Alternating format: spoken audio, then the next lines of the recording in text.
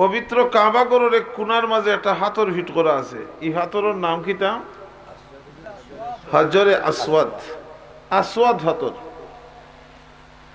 এই হাতর এটা দুনিয়ার কোন জায়গার থাকি আইসে না। এই হাতর এটা আল্লাহ বেহেশত থাকি হটাইয়া দিছে।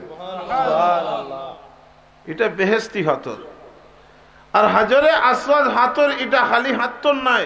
আল্লাহ রাসূল বলেন আল হাজারুল আসওয়াদ ইয়াদুল্লাহ আলাল ইয়ামান।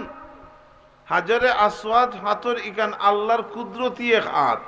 সুবহানাল্লাহ। ও যে হাজী সাহেব হলে গিয়া হাজরে আসওয়াদ হাতরের মাঝে যে সুমা খাইন, এটা খালি হাতরও সুমা দেন না, আল্লাহর কুদরতি আতো সুমা খাইলেন। সুবহানাল্লাহ। এর লাগি হাজরে আসওয়াদ হাতরের খাসিয়ত হইল গিয়া খেউর যদি নিয়ত শুদ্ধ থাকে, নিয়ত খান কিতা থাকতো শুদ্ধ থাকে, হালাল উপায়ে অর্জিত টেকা যদি থাকে, আর ও টেকা খরচ করি আজকেও যদি মক্কা শরীফ কেউ যাইন আর একবার হাজরে আসওয়াদ হাতরের মাঝে সুমা দিলেন, মাথা তাকি লইয়া হাও পর্যন্ত সমস্ত আহাদ মস্তকর যত গুনাহ হল আছে সারা চুষিয়া ঠানিয়া দুধের মতন সফেদ করিয়া বাংলাদেশ হটাই লইব।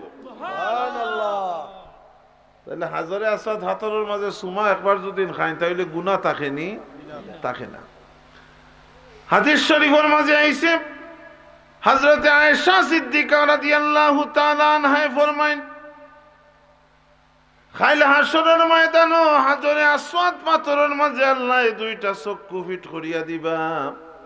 কয়টা চক্ষু? দুইটা চক্ষু। আমরা খোহালোর তলে চক্ষু আসেনি না নাই? আছে। আমরা আল্লাহ চোখ দিছেন খেনে দেখবার লাগি। হাজরে আসওয়াদ পাথরের মাঝে আল্লাহ চোখ দিবা কিয়র লাগি? ওইয়ে দেখবার লাগি। তবে হাজরে আসওয়াদ পাথরের চকুর হাওয়ারে আর আমরার হাওয়ারে বহুত পেশ কম। আমরার চকুর দৃষ্টিশক্তিটা সর্বোচ্চ হইল কি 200 গজ। কত গজ? 200 গজে কত হাত? 400 হাত। 400 হাতে 600 ফুট। ওখান থেকে 600 ফুট গণ্যা গিয়া এর পারা যদি একজন মানুষ যদি গুড়াগুড়ি করে তাহলে দেখা যাইব গুড়ের, কিন্তু খে সুনাউল্লাহর হুয়া রুহাউল্লাহ নি না খোনাইসা না দোনাইসা বুঝা যাওয়া তো নাই। এর ভিতরে যদি নয় তাহলে আমরা কিন্তু পরিচয় করতাম পারি। এমনি তো উড়েতে চাইলে আসমান দেখিনি না দেখি না।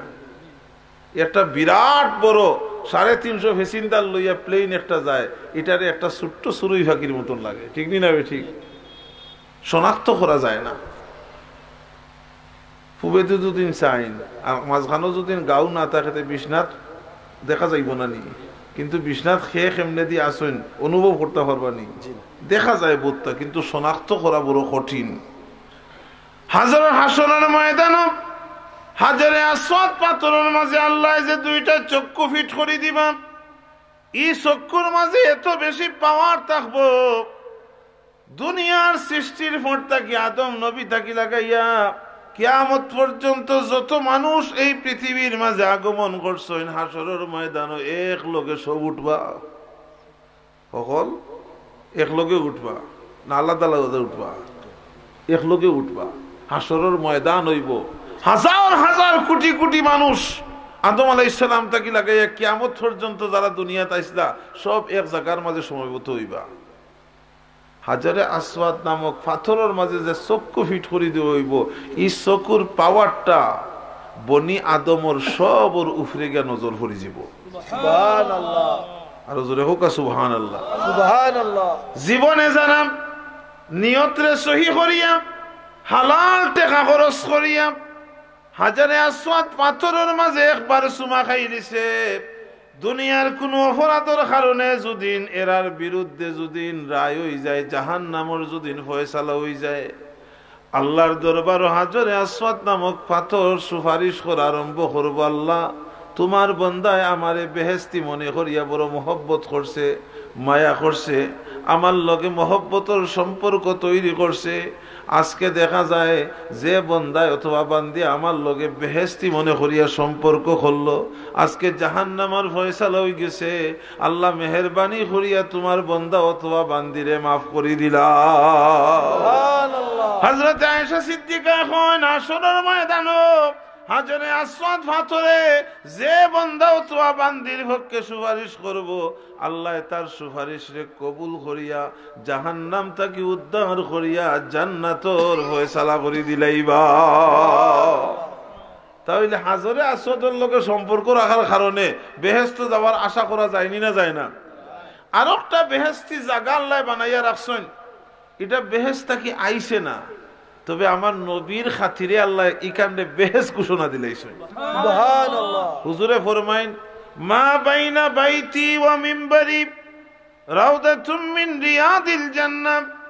ও সাহাবীগণ, আমি যে ঘরের মাঝে আরাম ফরমাইয়ার, এই ঘর আর আমি যে মিম্বরের মাঝে দাঁড়াইয়া খুতবা দেই, এই মিম্বরের মধ্যবর্তী জায়গা হইল বেহেশতর টুকরা।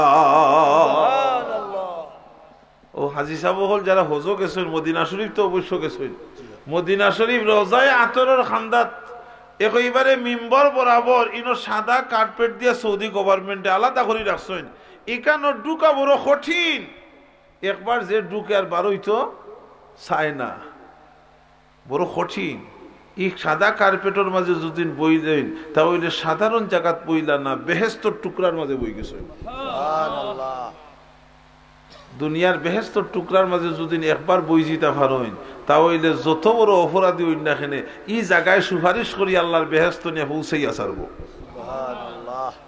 এখন যদি মদিনা শরীফ বেহেশতর টুকরার যদি বইতাই হয় তাহলে মদিনা শরীফ যাওয়া লাগবো না, লাগতো নাই? এখন যদি হজরে আসওয়াদ হাতরের মাঝে সুমা খাইতে হয় তাহলে মক্কা শরীফ যাওয়া লাগবো না, লাগতো নাই? না বাইতুল মুকাররমের খুনাত গিয়ে হাতরও সুমা দিলেই হইব? ওইতো নাই।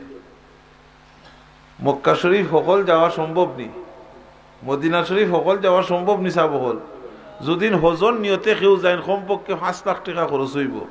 যদি উমরা করার লাগিও যায় তাহলে 1.5 থেকে 2 লাখ টাকা খরচ হইব। ঠিক না বে ঠিক? সকলের পক্ষে বেহেশতি বিছনার মাঝে বোয়া, বেহেশতি হাতরে সুমা দেওয়া যারা সামর্থ্য নাই এরার পক্ষে সম্ভব নি। তাহলে গরিব নবীর উম্মত হল বেহেশত যাইতা না নি? যাইতা তো। আমরা গরিব যারা আছি আমরা আশা করি না নি? আমরা গরিব যারা আছি মক্কা শরীফ গিয়ে হাজরে আসওয়াদ সুমা খাইতাম পারতাম না, মদিনা শরীফ গিয়া বেহেশতি বিছনার মাঝে আমরা বইতাম পারতাম না। এর লাগি আল্লাহ পাক রব্বুল আলামিনে ই নবীর উম্মত হলরে সহজে বেহেশতি জায়গাত বিছে বইবার লাগিয়া বাড়ির খান্দা খানো মজলিস মাহফিলের ব্যবস্থা হল করানি হয়। যারা এই মজলিস মাহফিলের ব্যবস্থা করেন আল্লাহর হাবিবে কইন ও মজলিস মাহফিলের মাঝে বই যাও।